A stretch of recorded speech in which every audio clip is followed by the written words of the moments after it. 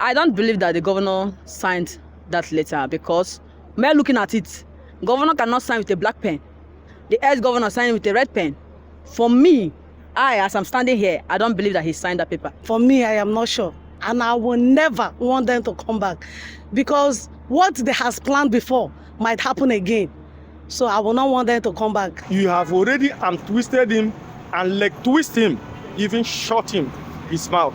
Right there, it is under my government you have financial autonomy for legislator. Just suddenly, you asked me to agree. And you said the governor should reinstate the assembly who you have declared, who on their own, who left and their seats have been declared vacant. He said you have given them the power to gather anywhere they like.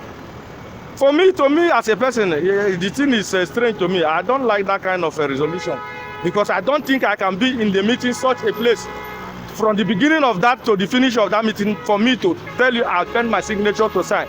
I better resign or I leave the power. No, this is not our governor we know.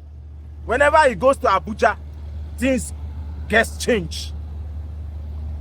The spirit we saw in him, 30th of October, we cannot forget when they wanted to kill us. Some of us were surprised if really he was the one who signed it.